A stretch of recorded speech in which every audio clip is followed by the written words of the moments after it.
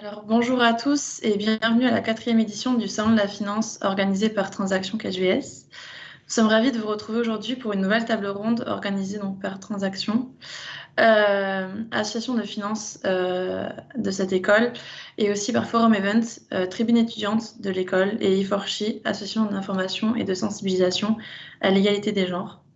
Cette table ronde est sur le thème de la place de la femme dans le milieu de la finance. Pour répondre à toutes nos questions, nous accueillons aujourd'hui Capucine Delval, responsable de la mode et du luxe en France chez PayPal. Bonjour Capucine Delval. Est-ce que vous pouvez nous faire une petite présentation? Mais c'est déjà une bonne présentation. Voilà, c'est mes fonctions. Je travaille chez PayPal depuis 9 ans maintenant. J'ai commencé ma carrière en finance, tout ce qui touchait au M&A pendant 3-4 ans et ensuite je suis partie dans le monde des paiements et dans la fintech aujourd'hui. Voilà. Nous accueillons aussi Vincent Boncard, directeur d'investissement chez FNB Private Equity. Bonjour Vincent Boncard, est-ce que vous pouvez nous aussi vous faire une petite présentation? Oui, bonjour à tous. Vincent, je suis diplômé de Bordeaux 2011, donc il y a 10 ans. Et depuis, je suis dans l'univers du capital investissement et je suis très heureux de faire partie de cette table ronde. Nous accueillons également Tamila Chaouch, donc directrice des relations clientèle institutionnelles chez FMB Mirante Fund Management. Bonjour Tamila Chaouch. Bonjour à vous tous. Alors pour ma part, j'ai commencé ma carrière il y a une dizaine d'années, tout d'abord au sein de banques d'investissement, donc notamment à Londres et puis ensuite aux États-Unis et en France. Et depuis, ça va faire 8 ans que je suis en Suisse et je suis responsable de la clientèle institutionnelle, donc à savoir les caisses de pension, les asset managers, les autres banques privées au sein de MFM Management. On est une vingtaine de collaborateurs, donc c'est des groupes un peu plus restreints, mais le travail n'en est que plus intense. Nous accueillons également Caroline Folléas, directrice chez El Caterton Europe et présidente de Level 20. Bonjour Caroline Folléas. Bonjour, merci beaucoup Claire. Bonjour à tous, ravie de vous rejoindre aujourd'hui. Donc Caroline Folléas, j'officie effectivement depuis 13 ans chez El Caterton, qui est un fonds d'investissement spécialisé dans les biens de consommation et sponsorisé par le groupe LVMH. C'est une plateforme mondiale, on a 17 bureaux dans le monde et 20 milliards sous gestion. Et préalablement, j'ai officié 7 ans chez BNP Paribas. J'ai travaillé sur les marchés et j'ai travaillé en financement LBO. Et effectivement, je suis présidente de Level 20 en France, qui est une organisation qui a vocation à promouvoir la parité dans le private equity. Et nous avons un certain nombre d'actions, dont des actions auprès des étudiants comme aujourd'hui et un programme de mentoring. Très bien, merci beaucoup à vous tous. Donc pour animer cette table ronde, je suis accompagnée par Léa Léitus. Je vais vous laisser vous présenter. Oui, bonjour à tous. Donc, je m'appelle Léa Létus et je suis chargée de démarchage dans l'association Forum Events, qui est la tribune étudiante de Case University School. Voilà. Et du coup, je vais la co-animer et je suis responsable partenariat et RSE chez Transaction, mais aussi vice-présidente chez E4She. Et je suis ravie de vous accueillir aujourd'hui et de pouvoir échanger avec vous. Vous nous parlerez donc de votre expérience et de vos observations sur ce thème qui est très important aujourd'hui. Je tiens à dire du coup aux spectateurs de ne pas hésiter à poser toutes les questions dans le chat de cette table ronde et nous les poserons à la fin à nos invités.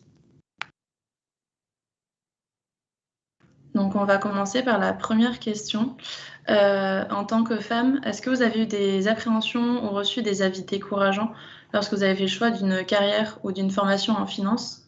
Je vais vous laisser commencer, Madame Delval. Je vais on mute.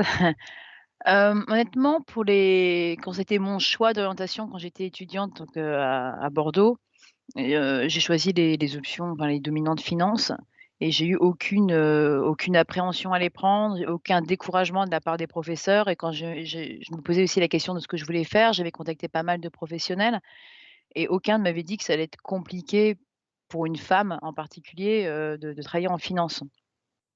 Donc les premières années, généralement, ça se passe plutôt bien. Bon, j'ai énormément travaillé, mais comme tout le monde travaille beaucoup, de toute façon, en M&A, il n'y avait pas de différence homme-femme spécifiquement. On a tous été traités de la même manière.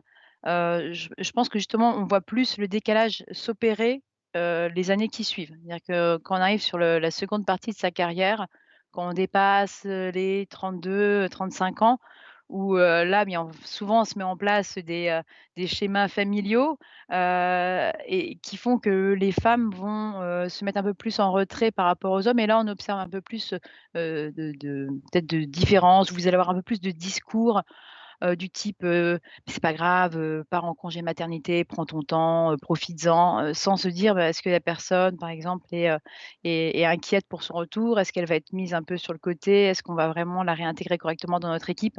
Donc je trouve qu'en enfin, normalement, en tant qu'étudiante, vous ne devriez pas vraiment avoir cette objection, de la part du marché du travail. Ça devrait se passer, de manière assez tranquille, assez smooth. C'est plus les années suivantes que vous observerez des discours qui pourront vous mettre un peu mal à l'aise parfois. Je vais vous laisser poursuivre, Madame Chaouch. Votre micro est coupé. Oui, tout à fait. Alors, par rapport aux études, c'est vrai que moi, donc avant de rejoindre CatchBS, j'ai commencé mes études en mathématiques. Donc c'est vrai qu'on n'était pas une majorité de filles. Et puis les les amphithéâtres étaient principalement masculins. C'était pas forcément pour de la finance, mais c'était comme ces amphis de sciences et techniques. Donc il y a déjà en général moins de filles. Et puis ensuite, petit à petit, quand j'ai continué, notamment à Kedge, c'est vrai que dans les majeures financières, il y avait toujours une majorité d'hommes, mais en tous les cas, par rapport au corps professoral, par rapport aux encouragements, etc., à aucun moment on nous a fait la réflexion: ah mais tiens, t'es une fille, est-ce que t'es à la bonne place? Ou à la limite, quand il y a eu des insinuations, c'était beaucoup plus avec une approche bienveillante. Ah ça fait plaisir. Eh ben, on devrait avoir plus de filles. Voilà, donc on s'aperçoit rapidement qu'on n'est pas dans la normalité. Mais on n'a pas, justement, au contraire, c'est pas un frein. On sent, en tout cas pour ma part, et je pense que c'était ce que Madame Delval voulait, a bien fait passer, c'est que c'est non commun, mais ça peut être justement quelque chose à jouer. Voilà pour ma part. Merci beaucoup. Je vais vous laisser continuer, du coup, s'il vous plaît, Madame Follias. Oui, merci beaucoup, Claire. Alors moi, je rejoins un peu le point de vue de Capucine. C'est vrai que je me suis lancée dans une dominante. Alors moi, j'ai fait une autre école de commerce et je me suis lancée dans une dominante finance, absolument sans aucune appréhension, parce que moi, j'aimais les mathématiques et pour moi, la finance, c'était évidemment quelque chose qui était tout à fait logique. Je me suis rendu compte, mais sans y prêter plus d'attention, qu'effectivement, on n'était pas très nombreuses comme femmes. Mes camarades se dirigeaient plutôt peut-être vers du marketing, de la stratégie, voilà, ce genre de pôle qui était un peu plus équilibré. Et c'est vrai, alors moi, j'avais carrément pris marché financier, qui n'existe plus, mais enfin, à l'époque, était une dominante qui était très très en vogue et c'est vrai que là on était vraiment très très peu de femmes.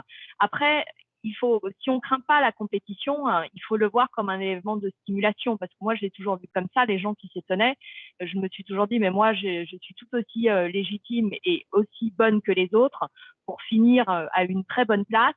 Et je le voyais plutôt comme quelque chose qui motivait mon esprit de compétitivité plus que comme un frein. Et ensuite, je rejoins Capucine sur le fait que quand on commence à travailler, il me semble qu'il n'y a pas beaucoup de distinctions qui se fassent entre hommes et femmes, parce que on a tous fait la même école, à part des gens qui souhaiteraient vraiment n'avoir qu'une équipe masculine. Mais enfin, c'était peut-être vrai il y a 20 ans quand moi j'ai commencé, mais alors aujourd'hui, vraiment, c'est plus du tout dans l'air du temps. Tout le monde a des KPI très importants sur la mixité de ses équipes et toutes les origines des gens.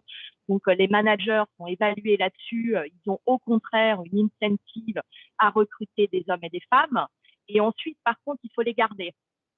Parce qu'effectivement, au bout de quelques années, quand on voit les parcours des uns et des autres, je rejoins le point de la vie familiale qui, autour des 30 ans, commence pour les femmes à être quelque chose qui leur demande voilà, de prendre un congé mat, etc. Je suis d'accord que pour essayer d'être un peu proactif, hein, on a plutôt des commentaires qui sont peut-être qui se veulent supportifs, qui, à mon avis, se veulent effectivement bienveillants, naïvement bienveillants. Les femmes vont plutôt penser à quand je vais faire mes 3 mois d'arrêt, je veux continuer à suivre l'activité de l'entreprise pour ne pas du tout être déconnectée. Je veux, quand je rentre, recommencer à travailler exactement comme avant. J'ai eu des enfants, c'est un événement de vie très heureux, mais ça n'a aucune incidence sur ma carrière et sur mon professionnalisme. Et du coup, je pense qu'il y a aussi un changement qui s'opère en termes de génération, puisque les jeunes générations qui vont être les managers de demain, à mon avis, sont tous habitués à ce que leurs femmes travaillent et leurs femmes voient leur avenir professionnel de la même façon, comme une continuité. Le fait que la maternité la ponctue ne change absolument en rien leur désir de continuer à progresser. Et à mon avis, il y aura une vraie évolution avec également le changement générationnel. Très bien, merci beaucoup. Nous allons finir du coup par le point de vue du coup externe de Monsieur Broncard. Oui, alors effectivement, je ne peux que être d'accord avec ce qui a été dit. Je crois qu'il ne faut pas avoir d'appréhension sur le milieu de la finance. Effectivement, ça se féminise. Alors, c'était effectivement peut-être pas le cas il y a 20-25 ans, mais aujourd'hui, on le voit. Et puis, certains métiers attirent peut-être plus les profils féminins, comme l'audit, mais les horaires ne sont pas différents, la charge de travail n'est pas différente. Donc, il ne faut pas avoir d'appréhension sur la finance. On le voit aussi avec les avocats. Il y a beaucoup de femmes avocates et elles font un parcours professionnel tout à fait intéressant. Et donc, ne pas avoir d'appréhension sur le métier, et d'autant plus avec maintenant le respect de la vie personnelle, qui est aussi valable pour les hommes, voilà, où on n'est pas obligé de quitter à minuit tous les soirs pour être et performant et bien vu. Donc c'est valable pour les hommes, mais effectivement ça s'applique évidemment aux femmes aussi. Très bien, merci beaucoup. Merci beaucoup. Donc on va passer à la seconde question. On se demandait si vous ressentiez des inégalités entre vous, vos collègues féminins, et vos collègues masculins, et si oui, comment essayez-vous d'y remédier? Donc, Madame Follias, peut-être vous pouvez commencer.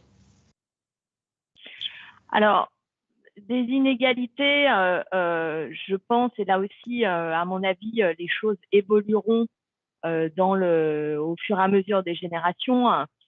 Malheureusement, les congés maternité, l'employeur et vos équipes ont tendance à le prendre en compte dans votre évaluation de l'année, là où pour nous, 3 mois d'absence après des années de loyaux services, généralement vous êtes resté connecté en plus à tout ce qui se passait pendant ces 3 mois, mais notre activité qui est ponctuée par des bonus annuels peut être impacté l'année de votre congé maternité par le fait que mais tu as été absente pendant 3 mois. Je trouve que c'est pas du tout élégant. Moi, je prône dans mon entreprise à ce que on n'en tienne absolument pas compte, parce que ce sont des jeunes femmes qui sont hyper motivées, qui sont très dévouées, très dédiées, et je trouve que c'est très inélégant de le faire sentir comme cela.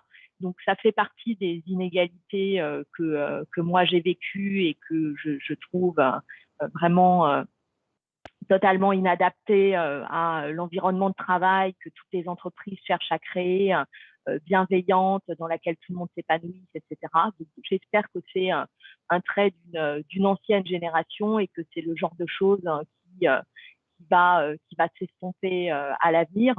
Et ensuite, Bon, il y a des éléments qui sont conscients, d'autres qui sont inconscients. C'est vrai que on a tendance à vouloir avoir autour de soi des gens qui ressemblent, hein, et donc il y a des biais inconscients qui font que parfois vous allez préférer donner une promotion à un homme parce que vous vous projetez beaucoup plus sur lui que sur une femme. Donc il y a ce genre de biais et je pense que les entreprises aujourd'hui qui cherchent toutes à promouvoir la parité, essayent énormément de travailler sur ces biais inconscients pour les gommer au maximum et faire en sorte qu'au moment d'une promotion, il y a une totale équité dans l'appréhension des personnes, quel que soit leur genre, quelle que soit leur origine. Et je trouve que ce sont des réflexions qui sont vraiment extrêmement importantes, qui ne sont pas encore appliquées parce que ce sont quand même des sujets qui sont assez récents dans le monde de la finance, mais qui progressent. Et donc, j'ai espoir que petit à petit, on arrive à avoir des environnements qui soient plus équitables. Très bien, merci beaucoup. Madame Delval, est-ce que vous avez ressenti, vous, ces inégalités? On les ressent forcément, toujours à un moment, surtout après quelques années de carrière. Personnellement, j'ai 3 enfants, donc forcément, il y a toujours des passages où on se dit: «Ah là, en effet, j'ai peut-être pas été traitée de manière, extrêmement, paritaire avec mes collègues masculins».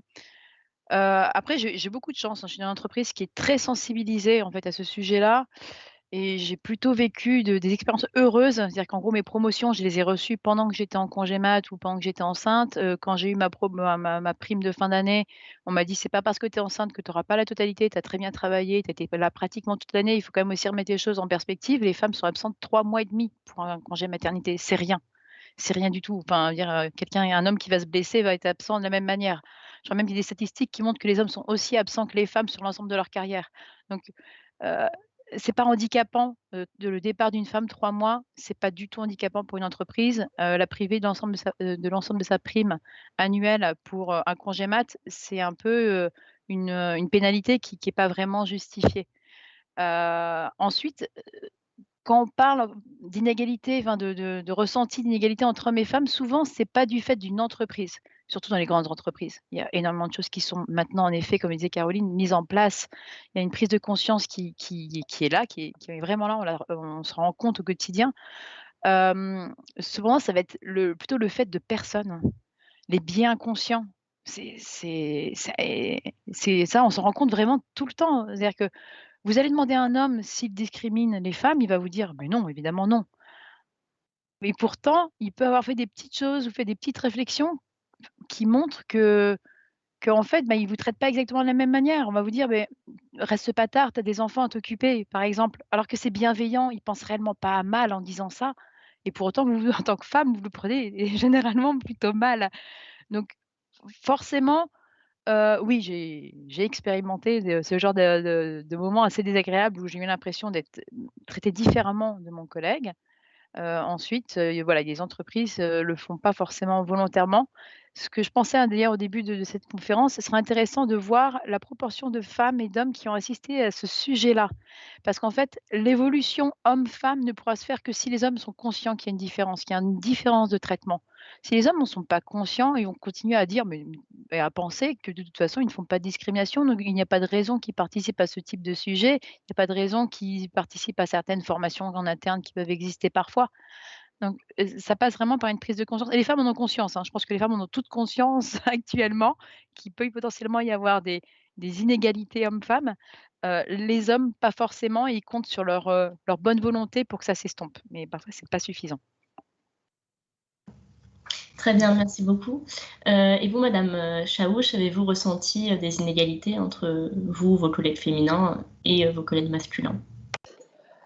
Alors écoutez, après c'est, comment dire?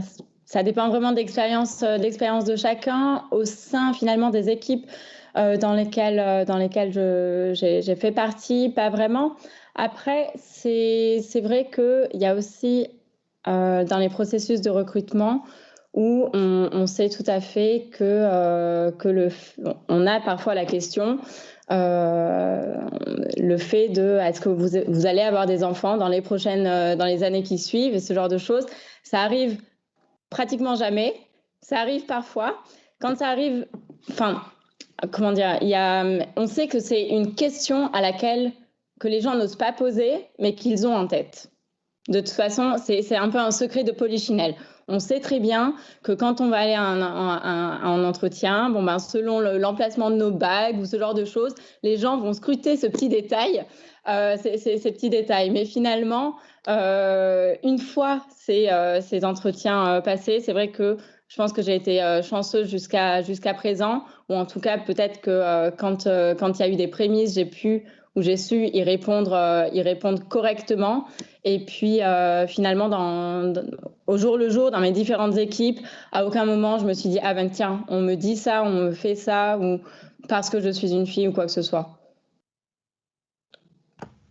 Très bien, merci beaucoup.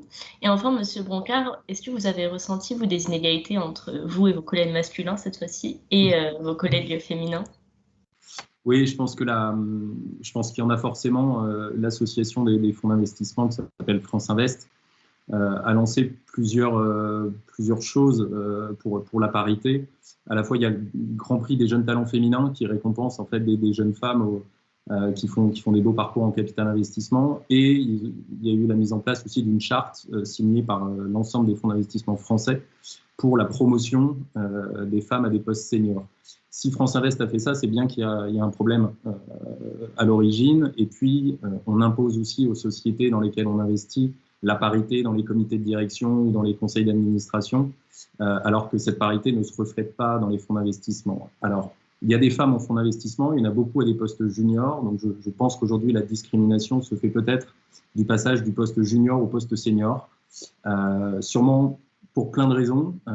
Peut-être qu'il y a aussi des choix de carrière, certaines femmes décident de quitter aussi et de ne pas accéder à ces postes seniors, mais je pense qu'il n'y a pas que ça. Et toutes ces actions montrent bien qu'effectivement, il y a une forme de discrimination quelque part pour avoir besoin de mettre ça en place. Merci beaucoup. Merci beaucoup. Je vais laisser la parole à Claire pour la troisième question. Ton micro est coupé. On se demandait aussi du coup quelle démarche vous avez prise ou est-ce que vous iriez prendre pour pallier un peu aux inégalités que vous avez remarquées dans ce milieu. Donc là, c'était surtout sur le congé maternité dont vous parliez. Est-ce que vous avez mis des choses en place ou vous voudriez mettre des choses en place? Je vais commencer par Madame Chaouch. Votre micro est coupé. Par rapport à ce point-là, je pense que j'aurais peu à partager. Peut-être que les autres personnes autour de la table pourront peut-être être plus utiles que moi. Je veux bien prendre la parole. Moi, je vais répondre un peu différemment par rapport au congé mat. Je vais plutôt vous illustrer. Alors, j'avais dans mon équipe 3 jeunes femmes. On était une équipe qui était très féminisée. Après, moi, je travaille dans les biens de consommation, donc j'espère toujours attirer des profils féminins quand je recrute. Et en l'espace de 1 an et demi, elles nous ont quittés toutes les 3. Et elles nous ont quitté pour d'autres types de carrières. Elles ont en plus quitté le private equity et quitté la finance. Ça a été un événement qui m'a vraiment ouvert les yeux parce que ces 3 personnes étaient absolument légitimes. Elles avaient fait le bon parcours, elles étaient performantes, elles étaient motivées. Et en fait, elles ont vu un chemin qui leur a semblé beaucoup trop long avant d'arriver à des postes seniors de partenaires. C'est vrai qu'on n'a pas beaucoup de rôle modèles autour de nous en capital investissement de partenaires femmes. Et elles se sont dit entre 27 et 30 ans, ça sera trop long, on va pas rester dans cette voie, on va faire autre chose. C'est comme ça que j'ai lancé Level 20 dont je parlais, avec un groupe d'une dizaine de femmes qui avaient des expériences assez similaires à la mienne, pour se dire qu'il fallait vraiment qu'on arrive à avoir des actions sur les jeunes femmes qui sont en école et sur les jeunes femmes qui sont dans la profession.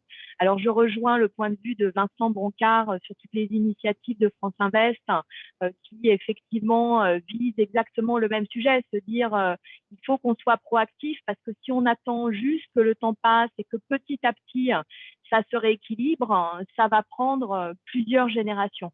Aujourd'hui, des partenaires femmes ça représente voilà, peut-être 10% des effectifs de partenaires. C'est vraiment rien du tout. Hein. Et donc, avec Level 20, moi, je participe aussi à la commission talent et diversité de France Invest. J'ai la double casquette. Et donc, nous, on a des initiatives qui sont vraiment extrêmement concrètes. Hein, comme je le disais, pour aller dans les universités, comme aujourd'hui, parler de notre métier, donner envie à des jeunes femmes de se lancer dans les carrières de la finance parce que les choses changent et qu'on les attend et qu'on a tous des objectifs de recrutement de jeunes femmes. Donc, il y a un extrêmement bon momentum aujourd'hui pour les jeunes femmes qui souhaitent rejoindre le private equity et la finance en général. Et ensuite, on a développé ce programme de mentoring qui a vraiment pour vocation de retenir les talents. Donc, on a 45 paires cette année. Des jeunes femmes qui ont autour de 30 ans, qui ont un âge un peu charnière sur lequel on a beaucoup de jeunes femmes qui nous quittent. Et l'idée, c'est vraiment avec un mentor qui soit quelqu'un de très senior. Ce sont des hommes et des femmes hein, parce que c'est une initiative globale de la profession et pas uniquement une initiative féminine. Donc, nous rassemblons hommes et femmes. Et vraiment, l'idée, c'est de les accompagner, de se donner des objectifs, d'essayer de les enraciner dans notre profession. Si on veut à terme avoir plus de femmes à des fonctions seniors, il faut qu'on arrive à retenir nos talents. Très bien, merci beaucoup. Je vais laisser M. Broncard continuer. Oui, dans la continuité, je ne suis pas sûr qu'en finance particulièrement, il y ait des différences de salaire. Je n'ai pas un benchmark très large, mais c'est peut-être plus valable dans les sociétés. Que dans le monde de la finance. En revanche, ce qui a été mis en place, et je recite France Invest, mais d'avoir pour chaque recrutement, que ce soit stagiaire, junior ou plus senior, au moins une personne, un homme et une femme en finale sur chacun des postes. Je pense que c'est important. Il y a des exemples de fonds, alors on ne va pas parler que de private equity même si on est deux, mais il y a des fonds qui ont été montés par des femmes et même des jeunes femmes. Il y a des exemples quand même à suivre, ils sont trop peu nombreux et la parité au rythme actuel, pour répondre à Mme Foléas, je crois que France Invest dit que c'est 2050 ou 2060 la date d'atteinte de la parité, donc ça on voit que c'est pas normal. Donc, chaque société doit mettre en place des choses en interne pour que les choses évoluent et effectivement garder les talents. Et garder les talents, c'est promouvoir, c'est donner plus de responsabilités aux femmes, mais en même temps que les hommes. Et surtout à l'âge charnière. Ça, je suis complètement d'accord avec ça. Très bien, merci beaucoup. Et je vais laisser Madame Delval finir.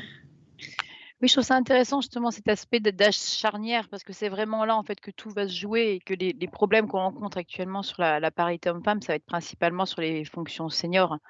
C'est vraiment là où les femmes vont soit se mettre en retrait elles-mêmes, comme vous le disiez Caroline, où les femmes vont se dire: «Non mais ça c'est pas pour moi, ça va être trop compliqué» et il y a encore des réflexes comme ceux-là et c'est vraiment dommage. Et soit, parce que les promotions vont être plus difficiles à venir parce que les personnes qui recrutent vont souvent recruter des pairs, des personnes qui leur ressemblent. Je me donne une anecdote où on voulait recruter un commercial et dans l'équipe. Alors c'était pas dans ma boîte actuelle, hein, c'est dans mes présentes expériences. Ils voulaient absolument recruter une femme pour justement avoir la parité et le métier de commercial n'attire pas du tout les femmes. Ils ont reçu des femmes et au final, lors du feedback, c'était: «Non, elle correspond absolument pas à ce qu'on recherche». Parce qu'en fait, dans leur tête, ils recherchaient un homme. Ils recherchaient des qualités qu'ils associaient à un homme. Et ça, c'est ce qui fait que les femmes ont du mal aussi à accéder à des fonctions vraiment très seniors. C'est qu'on va se dire: «On veut ce type de personne et ces qualités correspondent davantage à un homme qu'à une femme». Et ce qui est très dommage parce qu'en fait, les femmes ont déjà toutes, peuvent avoir exactement les mêmes qualités qu'un homme et peuvent aussi avoir d'autres types de qualités qui font qu'elles vont performer dans leur fonction.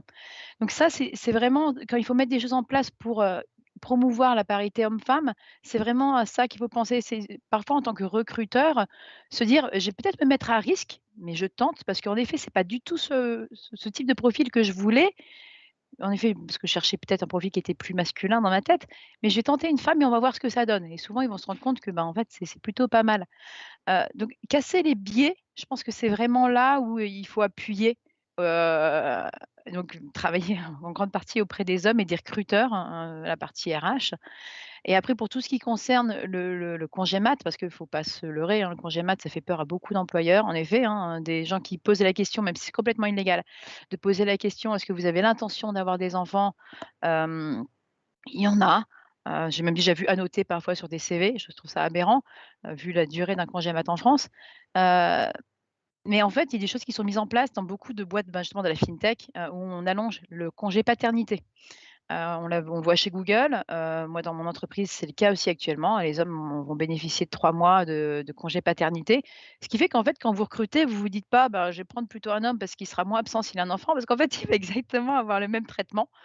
Donc ça va forcément lisser un tout petit peu les inégalités. Vous n'allez pas vous dire: «Je vais être embêté avec une femme qui va me faire de 2 ou comme moi 3 enfants», parce qu'en fait, les hommes vont faire exactement la même chose. Ils seront absents de la même manière. Donc ça aide beaucoup ce genre d'initiative. Mmh. Merci beaucoup. Du coup, on avait une autre question et qui est un peu dans la lignée de ce que vous avez dit justement, Madame Delval. On voulait savoir quel est votre avis sur le fait que certaines entreprises organisent des entretiens d'embauche réservés aux femmes. Donc, peut-être que Madame Follias peut commencer. Oui, avec plaisir. Alors, je suis mitigée sur ce point parce que j'ai jamais fait ce métier pour être différenciée ni d'un côté ni de l'autre, ni me sentir mise à l'écart, ni non plus pour être mise dans une niche, la niche féminine. Donc, je suis assez partagée parce que certes, si on veut rééquilibrer, il faut prendre des actions, faut être proactif, faut vraiment se donner, comme le disait Capucine, une ouverture d'esprit pour se dire voilà, je sors un peu du champ de l'archétype de ce que je recherchais, je me mets à risque, j'ouvre un petit peu le champ des possibles sur d'autres profils et je recrute quelqu'un qui est peut-être moins exactement le type de box de ma liste, mais sur lequel, avec d'autres qualités, et puis comme pour moi, la diversité, c'est apporter tous quelque chose de différent autour de la table et c'est une source de richesse. Quand on prend une décision, elle est forcément imparfaite. Si on a des gens qui ont des points de vue différents, on essaye de l'améliorer un petit peu et de la rendre un petit peu plus parfaite que si elle était prise seule. Donc, je suis très mitigée sur ce sujet. Je comprends l'impératif d'action et de se mobiliser et d'essayer d'aller plus vite par ce biais-là. Mais je trouve que pour les femmes, c'est pas forcément un message qu'elles souhaitent entendre. Merci beaucoup. Madame Chaouch, on aimerait avoir votre avis sur la question. Bon, dans la même lignée, moi, quand on travaille en équipe, je vois des collaborateurs, je vois pas ah mais lui c'est un monsieur, lui c'est une femme. Et puis j'en attends de même quant à mes autres coéquipiers. Ils me contactent pas parce que je suis une fille, pas parce que j'ai cheveux longs, pas parce que j'ai cheveux courts. Ils me contactent parce qu'ils ont besoin de moi, peu importe mon genre. Ensuite, je comprends le côté, je comprends pourquoi cette solution est venue au devant de la table. Par contre, je suis un peu plus dubitative quant à son efficacité. Merci beaucoup. Et Monsieur Broncard, qu'en pensez-vous? Alors moi, je ne savais pas que ça existait, donc je découvre un petit peu avec votre question. Oui, il faut de la diversité de genre, comme il en faut en termes d'âge dans une équipe, et en termes de formation. Je pense que c'est la richesse, et notamment dans les métiers dans lesquels on a besoin de réfléchir et de se forger un avis sur des investissements. On a besoin d'un panel le plus large, et la mixité, évidemment, en fait partie. Après, comme je ne savais pas que ça existait, je n'ai pas vraiment d'avis sur le fait de cibler. Oui, le fait d'imposer, et ça je le vois dans les sociétés, le fait d'imposer la parité dans les entreprises amène de temps en temps à prendre une décision de faire monter quelqu'un au comité de direction parce qu'il est on va dire du sexe le moins représenté. C'est pas forcément la bonne manière. Merci beaucoup. Et enfin, Madame Delval, quel est votre avis sur ces entretiens? Je suis un petit peu comme Vincent. J'avais découvert aussi l'existence de ces entretiens dédiés aux femmes. Je pense que j'étais encore plus sévère sur ce genre de pratique. Je trouve ça hyper condescendant. C'est genre, pauvres petites choses, on va essayer de les aider, quoi. Non, mais non, on ouvre les entretiens à tout le monde. tout le monde les passe et le meilleur gagne, j'ai envie de dire. Que ce soit une femme ou un homme, mais se dire: «Je veux absolument, je trouve que c'est un peu dans la même lignée que, rentre pas trop tard ce soir chez toi parce que tu dois t'occuper des enfants. C'est voilà, il faut absolument en prendre soin. Non, mais on demande pas, à avoir un traitement de faveur. On veut juste être traité de manière égale, à parité. Donc qu'il y ait des solutions qui soient mises en place, je sais qu'on parle beaucoup de, comment on appelle ça? Le ret la discrimination positive, voilà, où, ça fait beaucoup parler aussi, mais ça me choque pas que lors d'un entretien, on se dise: «Je préférerais quand même avoir une femme parce que ça va rééquilibrer mon équipe», mais la démarche est un petit peu différente absolument je reçois aucun homme et je reçois que des femmes. Parce qu'au final, ça peut arriver que vous receviez, beaucoup de candidates féminines et que les compétences ne correspondent pas et au final, vous prenez un homme et fair enough. Mais, mais de là à absolument vous voilà, mettre les femmes dans une catégorie, je trouve que ça les dessert. Ça les dessert complètement. Je me permets juste un petit point pour rebondir, Capucine, sur ce que tu disais. Il y a aussi certains chasseurs qui, quand tu leur donnes un profil large, viennent qu'avec des hommes. Donc, tu leur dis pas forcément que tu veux recruter une femme, un homme, tu veux recruter quelqu'un à tel poste. Ouais. Moi, ça m'est arrivé.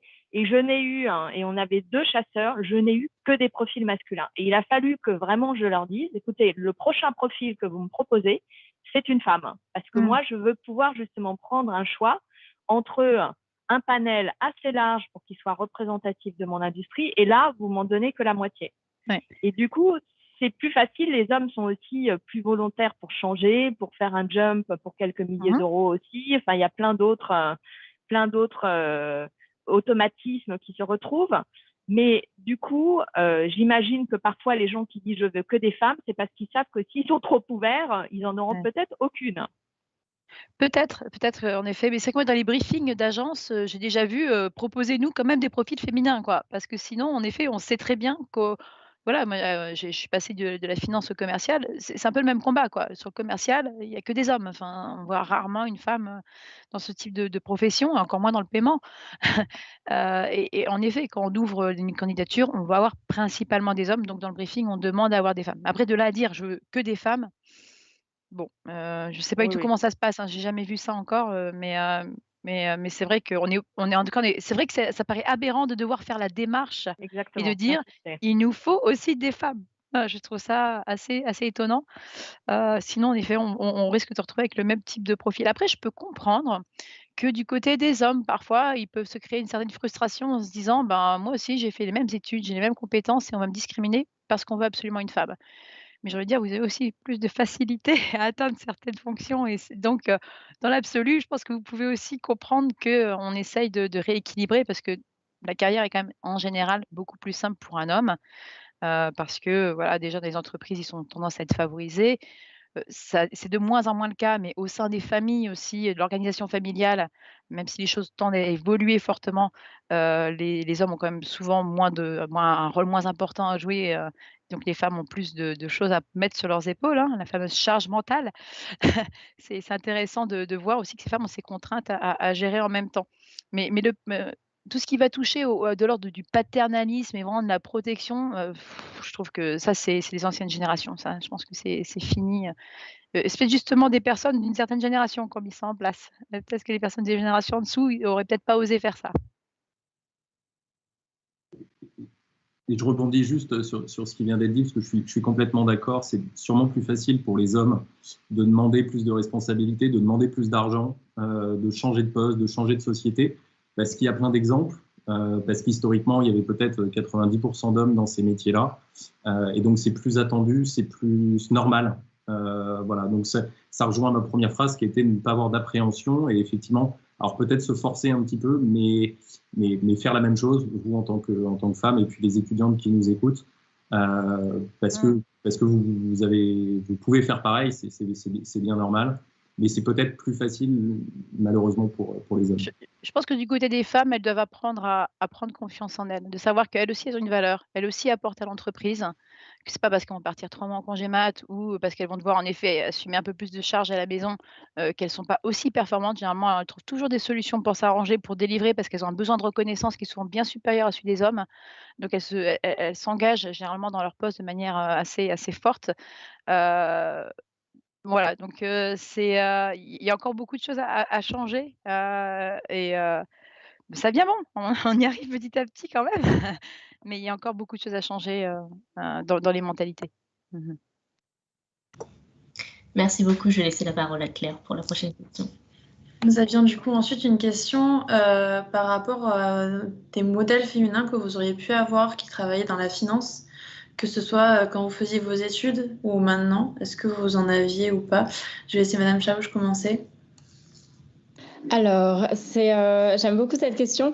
C'est assez drôle parce que finalement, quand j'ai commencé mes études, moi, je savais que je voulais aller en finance de marché après mes licences. Les exemples que j'ai suivis, c'était des exemples masculins. Tout simplement parce que c'était ce que j'avais dans mon entourage. Mais je me suis jamais posé la question, ah mais zut, il n'y a pas de femme, est-ce que ça ira? C'est une question que je me suis pas posée.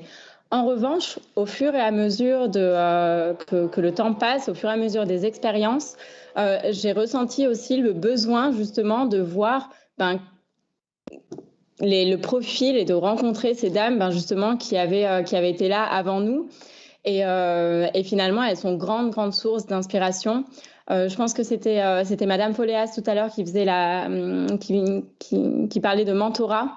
C'est quelque chose, mais plus que conseillé, mais qui devrait pratiquement être obligatoire.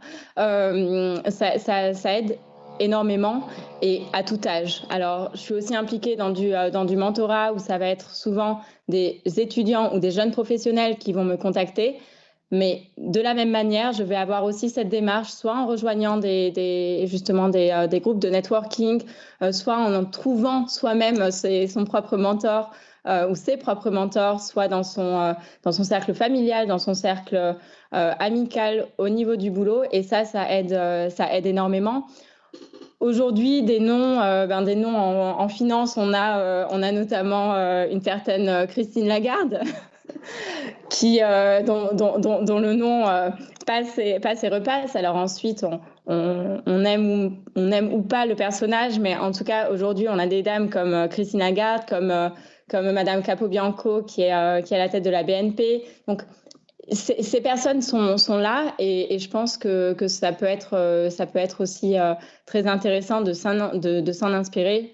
Je cite les plus connues, celles qu'on voit en feuilletant la presse, mais il y en a bien entendu des dizaines, des centaines, des milliers, et on en a dans notre entourage, et ne pas hésiter à discuter avec elles, et puis ça simplifie les choses, et puis ça montre qu'on n'est pas seul sur le bateau.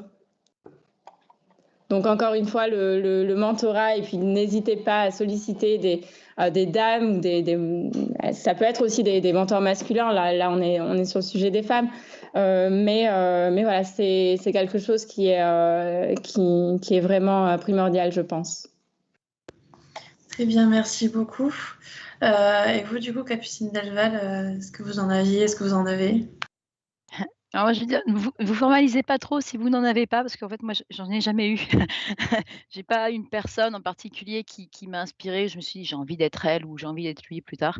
J'ai fait mon petit bonhomme de chemin, voilà, en m'inspirant de certaines personnes, voilà, de manière momentanée.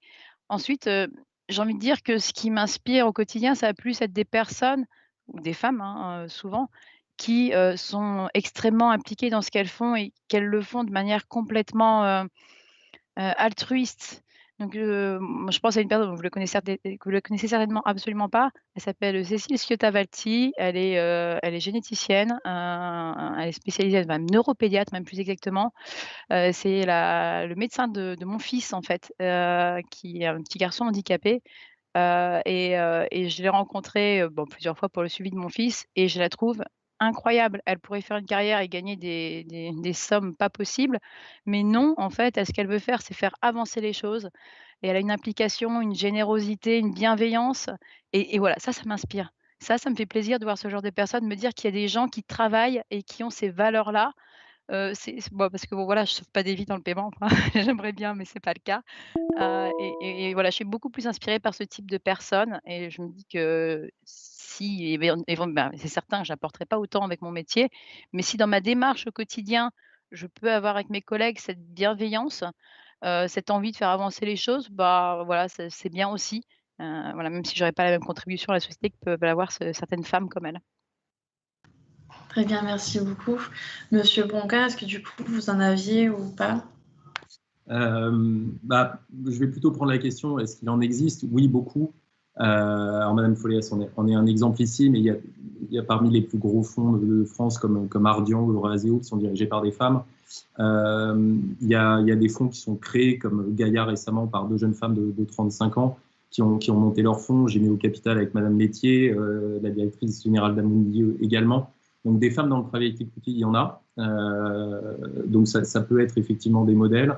Et je suis d'accord avec ce qui vient d'être dit sur le mentorat. Ça peut aussi être fait par des hommes. Voilà, donc cherchez pas forcément des modèles, mais effectivement plutôt des conseils et de l'accompagnement. Le modèle, vous allez vous le créer tout seul et vous allez être vous-même dans votre métier et vous allez faire très bien. Donc il y a des femmes, donc venez et puis faites-vous aider et accompagner même par des hommes, hein, ça marche très bien.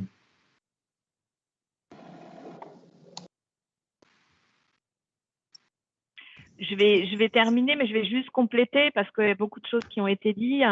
Moi, je rejoins ce que disait Tabila. Quand j'ai commencé à travailler, je me suis même pas posé la question en fait de savoir s'il y avait des gens dont je me sentais proche, des profils sur lesquels je me projetais. C'est venu beaucoup plus tard. Et par contre, quand moi je travaille depuis 20 ans, donc ça remonte un peu, mais les profils très emblématiques, rôle modèle en capital investissement, étaient quand même des profils de femmes qui avaient des caractères ultra masculins. Et moi, je me projetais pas du tout dans des rôles modèles comme ça non plus, parce que moi, j'ai pas du tout, j'ai un caractère qui est différent. Je me suis pas mis dans le moule d'un homme en étant une femme dans ce métier-là. J'ai essayé toujours de rester moi-même avec des traits de caractère qui me sont propres. Et donc, je ne me projetais pas non plus dans ce genre de rôle. Donc, je me suis plus inspirée, y compris d'hommes, parce que le mode de leadership, le mode de management, en fait, il est très diversifié. On n'est pas obligé d'avoir des gens qui s'imposent et qui ont tendance à émerger en écrasant. Il y a plein d'autres styles de leadership et il y a aussi des hommes qui ont ces leaderships-là. Donc, je me suis beaucoup plus inspirée, y compris d'hommes dont je reconnaissais plus le style de leadership. J'aime aussi beaucoup Christine Lagarde pour un trait de caractère que je trouve très fin, c'est que c'est une femme qui est très joueuse. Quand on essaye de l'interroger et de la coincer, elle arrive toujours par une pirouette et un grand sourire à s'en sortir avec un argument qui est ultra pertinent, mais sans avoir besoin du tout de faire preuve d'agressivité. Et c'est beaucoup plus un modèle dans lequel je me projette. Très bien, merci beaucoup. Je vais laisser Léa du coup poser notre question.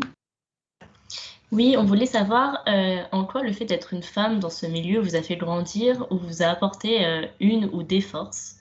Peut-être Madame Chaouch, vous pouvez commencer. Étant donné que je n'ai pas fait ce métier dans la peau d'un homme, je ne pourrais pas vraiment comparer. Je ne pourrais pas vraiment vous dire s'il y a eu des différences.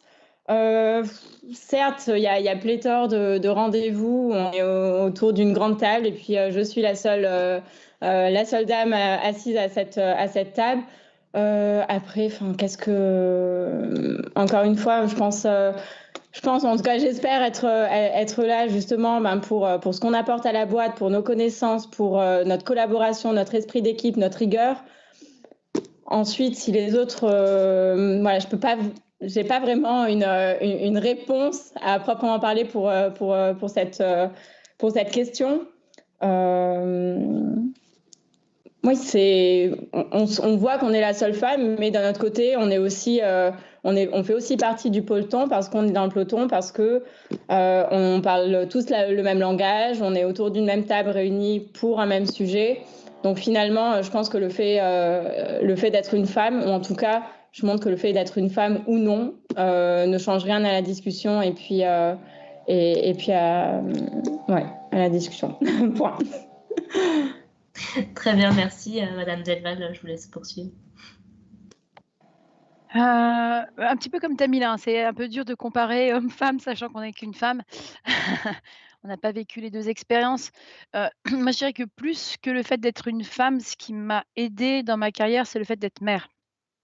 C'est ça, en fait, la vraie différence, parce que sur le reste, je pense qu'on est exactement, câblés de la même manière. En revanche, le fait de devenir mère m'a donné beaucoup plus confiance en moi. Ça m'a aussi appris à être beaucoup plus patiente, ce qui était vraiment pas mon fort. Et donc toutes ces enfin, on change énormément, en fait, quand on devient mère. On a des qualités qui apparaissent, qui étaient un peu insoupçonnées. Moi, j'ai une expérience assez particulière en plus de la maternité, hein. Comme je vous l'ai dit, j'ai un petit garçon qui est handicapé, c'est mon premier. Donc ça m'a appris à être beaucoup plus forte, à être beaucoup plus, à prendre du recul sur énormément de choses. Et tout ce que j'ai pu apprendre durant cette expérience, je l'utilise aujourd'hui au quotidien dans mon métier. C'est-à-dire que quand on est jeune, souvent en tant que femme encore plus, on ne sait pas dire non. C'est-à-dire que tout ce qu'on va vous demander de faire, vous allez le faire. Peu importe si vous terminez tard, c'est pas grave, vous allez le faire et vous allez montrer que vous êtes capable de délivrer autant que les autres, quitte à en faire 2 fois plus. Là, le fait d'être mère, quand en fait, ça ne me plaît plus, je vais dire: «Non, là stop, j'ai mes limites». Tout comme je le fais avec mes enfants, ce que je ne savais pas faire avant. Donc voilà, je pense que c'est plus ça que vraiment le fait d'être femme, c'est plus le fait d'être mère qui m'a appris à gagner en fait en seniorité dans mon métier et à gagner aussi en crédibilité. En fait, je vois bien par rapport à mes interlocuteurs, le fait d'être capable de beaucoup plus m'imposer, heu, voilà, m'apporte une crédibilité dans mon quotidien et fait que voilà, les choses fonctionnent différemment. Merci beaucoup et je vais laisser la parole à Madame Poléas. Oui, alors je rejoins tout ce qui a été dit, hein. On peut difficilement se projeter dans la peau de quelqu'un d'autre. Mais disons que moi, je me suis jamais sentie en fait seule. Ça m'arrive très souvent, hein, comme vous toutes, d'être la seule femme dans une assemblée d'hommes. Mais en fait, je me suis jamais sentie isolée en me disant « Ouh là là, ils sont tous, il n'y a que des mecs autour de moi, je suis seule et je suis la seule femme. Je viens, je m'en sers, c'est mon milieu, ce sont des gens avec qui je travaille, qui sont soit des gens qui travaillent pour moi, soit des gens qui travaillent avec moi. Je fais aucune différence, j'attends d'eux à ce qu'ils n'en fassent aucune. Et comme qualité, qui est une qualité féminine, moi, je suis quelqu'un de très collectif. Donc, on est pourtant dans un milieu qui est très, très concurrentiel, très compétitif les uns contre les autres. Il y a peu de place quand on veut progresser et les places sont vraiment très chères. Mais j'ai toujours tourné ça d'un point de vue collectif pour se dire qu'une réussite, c'est une réussite de nous tous, même avec des collègues avec lesquels je travaille pas directement sur des deals parce qu'ils sont au même niveau que moi, mais on a toujours eu des relations à faire front sur un certain nombre de sujets ensemble. Et je pense que c'est une qualité féminine de voir, d'approcher les choses, d'approcher son environnement d'un point de vue collectif. Et ça a toujours été une grande force, ça m'a toujours beaucoup aidée. Merci beaucoup. Je vais laisser la parole à Claire. Du coup, là, cette fois-ci, on a une question du chat qui est: pensez-vous que le plafond de verre existe? Et si oui, comment pensez-vous qu'il peut être brisé? Vu que vous parliez tout à l'heure du coup du peu de femmes dans les postes à haute responsabilité. Je vais commencer par Madame Delval. Ah oui, oui, il y a un plafond de verre, hein, c'est certain. Il y en a un, il est très dur de le briser. Comme le disait tout à l'heure Caroline, c'est assez intéressant. C'est vrai que les femmes qu'on a pu voir, capables de briser ce plafond de verre étaient souvent des femmes hommes, qui avaient une attitude extrêmement masculine dans leur démarche et du coup, en tant que femme, souvent, elles faisaient pas rêver, quoi. On disait: «Mais j'ai pas envie de ressembler à ça». Parce qu'en plus, généralement, elles avaient tendance à singer le comportement masculin sans vraiment bien le faire et du coup, elles étaient encore plus agressives que pouvait l'être un homme. Voilà, donc il faut le briser, ce plafond de verre. Je pense qu'il y a différentes méthodes, à mon avis, pour le briser. Et déjà, la prise de conscience, hein, ça c'est important, que tout le monde se rende compte que les femmes aussi peuvent atteindre des fonctions importantes. Qu'elles peuvent faire aussi leur choix toutes seules. Ça, je trouve ça très important parce qu'on a tendance à imposer certaines choses aux femmes sous prétexte qu'on veut les protéger ou les ménager. Comme j'ai dit tout à l'heure, rentre chez toi parce qu'il faut que tu t'occupes de tes enfants, mais laisse-la prendre sa décision elle-même. Peut-être qu'elle s'est arrangée pour pouvoir rester tard le soir et puis après tout, même si c'est la nounou qui s'en occupe, c'est pas ton problème, c'est sa vie privée, ça ne regarde qu'elle. Hem, Ça, on n'y est pas encore vraiment, hein. Ça, il y a encore beaucoup de travail là-dessus, je trouve, sur le plafond de verre et quand on voit les communications qui existent, donc même les grandes boîtes, hein, elles se targuent souvent sur leur top management d'avoir un pourcentage de plus en plus élevé de femmes. Alors premièrement, souvent on entend: «Oui, super, on atteint 30. Oui, enfin moi je serais contente le jour où on dira: «J'ai atteint 70 de femmes». Pourquoi est-ce que ça choquerait? Pourquoi ce serait pas bien d'avoir 70 de femmes et 30 d'hommes? Ce serait la même chose en fait dans le fond. Heu et hem et en plus, donc sur les 30 souvent on observe que c'est la femme qui va être en charge du RSE, de la RH et de la communication, hein, parce que les fonctions régaliennes, ça souvent c'est pas les femmes. Pas On n'est pas encore au niveau, on se dit que la finance, ça va être dans les mains de la femme, ou les opérations ou les fonctions commerciales. C'est extrêmement rare, hein. Nous, chez PayPal, on a une femme, hein, au niveau mondial qui s'occupe de la fonction commerciale. Voilà, c'est extrêmement rare, il y en a très, très peu. Donc voilà, il y a encore un peu de travail, oui. Il y a beaucoup de choses à faire sur le fait de briser ce plafond de verre. Merci beaucoup. Je vais laisser Caroline Follias continuer. Oui, je rejoins ce qui a été dit. Moi, je trouve que la seule chose qui est au moins positive, c'est qu'on en parle, hein, que tout le monde en est conscient, les hommes et les femmes en sont conscients. On est conscient du fait que ça soit un problème, parce qu'avant, c'est même pas le cas. Il y avait une omerta et c'est bien naturel que ça soit comme ça. Au moins, aujourd'hui, on se dit qu'on veut que les choses changent et je trouve que c'est le meilleur message. Très bien, merci beaucoup. Je vais laisser Vincent Broncard continuer. Oui, il faut que les choses changent et ce plafond de verre passe aussi, et là avec ma casquette d'homme, mais par la juste reconnaissance des compétences uniquement. Et voilà, entre deux salariés, peu importe le genre, si on n'a qu'un seul qui doit être promu, c'est à la compétence et uniquement par ça. C'est ce qui doit être mis en place et pas que pour atteindre des pourcentages, comme disait Capucine tout de suite. Très bien, merci beaucoup. Et on va finir du coup par Madame Chabouche. Alors par rapport au plafond de verre, c'est vrai que pour rebondir sur ce que vient de dire Vincent Broncard, idéalement, oui, quand il y a des promotions, ça devrait être d'un point de vue ultra rationnel, factuel, basé sur des chiffres. On sait que ce n'est pas le cas, que ce n'est pas vraiment le cas. Mais en revanche, il va y avoir un biais parce que finalement, les gens vont passer du temps les uns avec les autres. Alors peut-être que dans la société dans laquelle on va travailler, il va y avoir un groupe qui va faire tous les jeudis après-midi du golf. Et puis à côté de cela, il va y avoir des tournois de football qui vont être organisés une fois ou deux fois par semaine. Donc tout ça, ça va être il y a beaucoup en fait d'activités au sein des sociétés qui sont là, qui permettent de créer un peu un team spirit, mais qui, de par leur nature, vont ou tendent peut-être à mettre de côté les dames. Et c'est vrai qu'il y a certaines, tout à l'heure on parlait de choses qui ont été peut-être mises en place au sein de certaines sociétés, d'avoir un peu plus d'activités, par exemple une équipe de foot qui soit mixte où n'importe qui peut y aller et puis avoir du plaisir et puis surtout découvrir et rencontrer ses collègues dans un autre contexte, ce qui est aussi important parce que même si ça ne devrait peut-être pas l'être, mais je pense que quand il y a des questions de promotion, on se dit ah mais oui, mais lui en plus, alors on peut se dire ah oui, sur le terrain il est vraiment bien, il en veut, donc ça veut dire qu'il va être comme ça au bureau. Ce qui peut-être est un peu trop, trop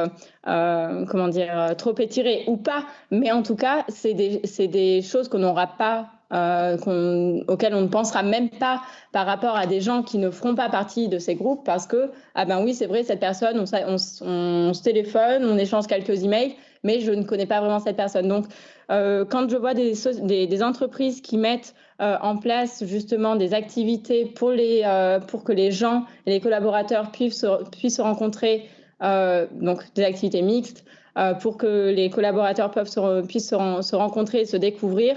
Je pense que ça, c'est des choses qui peuvent mener aussi dans la bonne direction.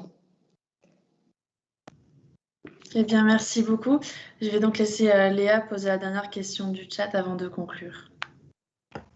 Oui, nous avons une dernière question, du coup, à destination de Monsieur Broncard. Dans le chat, on demande est-ce que c'est devenu difficile d'être un homme? Ah. Oui et non. Non, c'est facile parce que la voie est tracée depuis le début de l'histoire de la finance. Donc ça, effectivement, il y a moins...